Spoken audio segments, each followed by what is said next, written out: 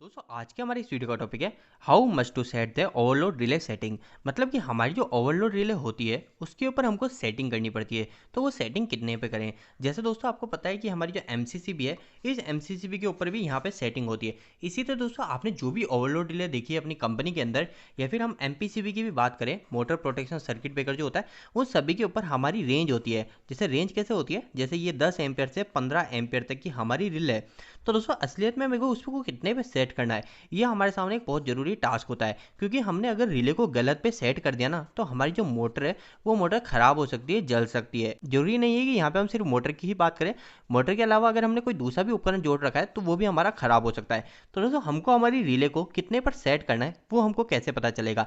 इसके अलावा दोस्तों यह क्वेश्चन आपसे इंटरव्यू के अंदर भी पूछा जा सकता है, तो ये वीडियो काफ़ी ज़्यादा जरूरी है। तो दोस्तों ये वीडियो काफ़ी छोटा बनने वाला है, तो हम डायरेक्ट पॉइंट की बात पे ही आते हैं। तो दोस्तों जैसे हम एक उदाहरण लेते हैं कि हमारी एक मोटर है, ये मोटर हमने चला रखी है हमारी रिले के साथ में, ठीक है, हमने हमारी रिले पे मोटर को जोड़ रखा है।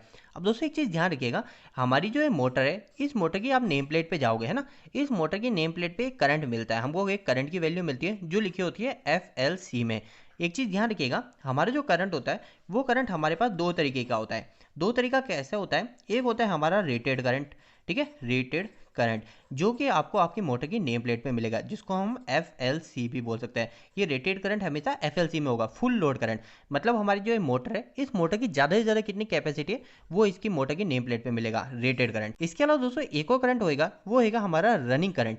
अब ये रनिंग करंट क्या है और रेटेड करंट क्या है? तो रेटेड करंट आपको पता चल गया, मोटर की नेम प्लेट मिल गया। पर जो रनिंग करंट है, ये रनिंग करंट काफ़ी इंपॉर्टेंट है। ये हमारी जो मोटर है ना, ये मोटर अभी चल रही है, तो मोटर असलियत में अभी कितना करंट ले रही है, वो मोटर का जो करंट है वही कहलाएगा हमारा रनिंग करंट। ये रनिंग करंट हम कैसे लेते हैं? तो हमारी जो मोटर में हमने सप्लाई के जो वायर दे रखे हैं, उस वायर पे जाके हम क्लैम्प मीटर को जाके लगाएंगे, और फिर बाद में उस क्लैम्प मीटर पे हम चेक करेंगे कि हमारी मोटर कितना करंट ले रही है। तो हमको वहां से पता चलेगा हमारी मोटर का रनिंग करंट कितना है। तो दोस्तों ओवरलोड रिले को सेट करने के लिए हमको ये दोनों चीजें पता होनी चाहिए, ये दोनों हमारे लिए बेसिक थी। अब दोस्तों ओवरलोड रिले की सेटिंग की बात कर लेते हैं। सबसे पहले एक चीज देखिएगा, आप इंटरव्यू के अंदर भी इस लाइन को जरूर बोलिएगा, आपसे कभी भी रिले की सेटिंग पूछा जाए ना कितने पे सेट करें, तो आपको यह लाइन जरूर बोलनी है, never set the overload relay about the full load current. मतलब हमारी जो ओवरलोड रिले होती है, उस ओवरलोड रिले को कभी भी मोटर के फुल लोड करंट से ज्यादा पे सेट नहीं करना है। मोटर का फुल लोड करंट हमेशा मोटर की नेम प्लेट में मिलेगा। जैसे हम मानते हैं कि हमारी जो मोटर है, इस मोटर की नेम प्लेट पे हमको जो FLC मिला, वो मिला है हमारा 20 एम्पियर, और हमारे पास जो रिले है वो रिले है हमारी 18 से लेके 25 एम्पियर की। तो दोस्तों मेरे को इस 20 एम्पियर के ऊपर को कभी भी रिले को सेट नहीं करना है।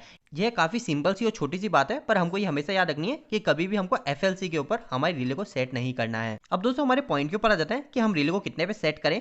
तो दोस्तों देखिए, इसके लिए आपको क्या करना है, सबसे पहले आपको जाके अपनी मोटर का रनिंग करंट को लेना है। अभी आपको रनिंग करंट नहीं पता है तो भी हम बात करेंगे कि हमको कैसे रिले को सेट करना है, पर सबसे पहले आपको जाके आपकी मोटर का रनिंग करंट लेना है क्लैम्प मीटर की सहायता से। तो ये मोटर का हमने रनिंग करंट लिया, जो कि आ रहा है 10 एम्पियर। मोटर की नेम प्लेट पे तो भले 20 एम्पियर लिखा हुआ है, वो लिखा हुआ है, ये 10 एम्पियर क्यों आ रहा है? ये इसलिए आ रहा है क्योंकि हमने जो हमारी मोटर को जो लोड लगा रखा है वो लोड कम लगा रखा है। अगर हमने इस मोटर पे और लोड जोड़ा तो ये 10 से 12 एम्पियर हो जाएगा, 15 एम्पियर हो जाएगा। तो ये लोड के हिसाब से हमारा करंट जो है वो वेरी कर रहा होता है, कम ज़्यादा हो रहा होता है। तो अभी हमने लोड कम करने करा रखा है, तो हमारी मोटर 10 एम्पियर ले रही है। तो अब मैं रिले कितने पे सेट करूंगा दोस्तों? तो मेरे को जो रिले सेट करनी है वो मेरे को हमेशा करनी है, हमारा जो भी मोटर का रनिंग करंट है, उस रनिंग के करंट के साथ मेरे को मल्टीप्लाई करना है 1.15। ये हमारा एक फिक्स फैक्टर होता है, इस फैक्टर के हिसाब से हम ओवरलोड रिले को सेट करते हैं। जैसे दोस्तों हमारी जो मोटर है, मोटर हमारी 10 एम्पियर करंट ले रही है, तो 10 इंटू आप 1.15 कर लीजिए, हमारी जो मोटर का करंट आएगा वो आ जाएगा हमारी मोटर का करंट 11.5 एम्पियर। तो हमको क्या करना है, 11.5 एम्पियर के आसपास हमारी रिले को सेट कर देना है। तो इसी तरीके से हम ओवरलोड रिले को सेट करते हैं। दोस्तों एक चीज ध्यान रखिएगा, ये आपको काफी कम जगह बताया जाता है कि हमारी जो ओवरलोड रिले होती है ना, इस ओवरलोड रिले के साथ में हमको एक और सर्किट ब्रेकर जरूर लगाना चाहिए।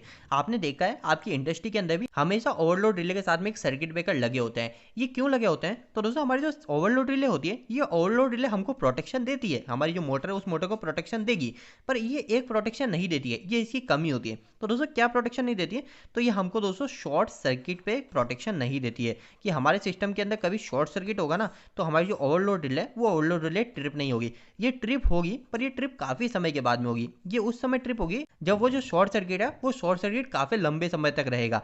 तो ये हमारी जो ओवरलोड रिले होती है, ये ओवरलोड रिले कभी भी हमको शॉर्ट सर्किट पे प्रोटेक्शन नहीं देती है। तो इस चीज का आप ध्यान रखिएगा, और हमेशा ओवरलोड रिले के साथ में एक सर्किट ब्रेकर को जरूर लगाइएगा। तो अभी हम इस टॉपिक पे ऊपर बात नहीं कर रहे, मैं तो आपको बेसिक बता रहा था कि हमको सर्किट ब्रेकर जरूर लगाना है। पर दोस्तों अगर आपके पास क्लैम्प मीटर नहीं है तो आप क्या करोगे तो उस समय मोटर को कैसे सेट करोगे, तो उस समय आपको क्या करना है दोस्तों, हमारी मोटर के ऊपर जाना है और उसका FLC देखना है, फुल लोड करंट। ठीक है, मोटर का फुल लोड करंट देखना है और फुल लोड करंट देखने के बाद में जैसे हमारी मोटर पे लिखा हुआ है full load current 20 ampere, 20 ampere लिखा है, तो आपको कभी भी 20 एम्पियर के ऊपर तो रिले सेट नहीं करनी, ये तो मैंने आपको बता दिया था स्टार्टिंग में।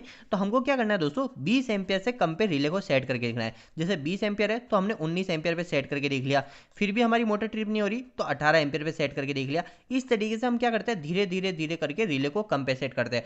और जिस समय हमारी रिले ट्रिप हो जाती है, जैसे हमने 19 के बाद 18 करा, फिर 17 करा, फिर 16 करा, फिर हमने 15 करा और 15 पे हमारी रिले ट्रिप हो गई, तो 15 पे रिले ट्रिप हो गई तो 15 इंटू 1.15 कर दीजिएगा और जो हमारी जो वैल्यू आएगी उस पर हमको रिले को सेट कर देना है। वैसे दोस्तों बेटर तरीका यही है कि आप जाके क्लैम्प मीटर लगाएंगे और क्लैम्प मीटर से रनिंग करंट लेके उसके अंदर मल्टीप्लाई करेंगे 1.15 का और जो वैल्यू आएगी उस पर आपको रिले को सेट करना है। दोस्तों अगर आप इलेक्ट्रिकल की ऐसी और भी नॉलेज लेना चाहते हैं तो आप हमारी वेबसाइट से जरूर जुड़िए। इसके लिए आप जाके गूगल पे सर्च मारिएगा www.engineeringdost.com। दोस्तों यहाँ पे आपको वेबसाइट पे काफ़ी अच्छे हिंदी में इलेक्ट्रिकल से जुड़े आर्टिकल मिलेंगे और दोस्तों यहाँ पे आपको जो भी आर्टिकल मिलेंगे ना वो बिल्कुल आसान शब्दों में होंगे कि यहाँ पे कोई 8वीं 10वीं क्लास के लड़के भी जाके इनको पढ़ेंगे ना, उनको भी इलेक्ट्रिकल अच्छे से समझ में आ जाएगी। तो एक बार आप हमारी वेबसाइट पर जाके जरूर जुड़िए और वहाँ पे जाके चेक कीजिए, आपको वहाँ से काफ़ी ज़्यादा मदद मिलने वाली है। तो दोस्तों आपको यह वीडियो कैसा लगा, इस वीडियो को लाइक करके जरूर बताएं। अगर आपको कोई भी सवाल इस वीडियो के प्रति इलेक्ट्रिकल से जुड़ा है तो आप मुझे नीचे कमेंट बॉक्स में कमेंट करके पूछ सकते हैं। इलेक्ट्रिकल वीडियो अगर आप हिंदी में देखना पसंद करते हैं, आज ही हमारे चैनल को सब्सक्राइब कर लीजिए। आज के लिए इतना ही, धन्यवाद।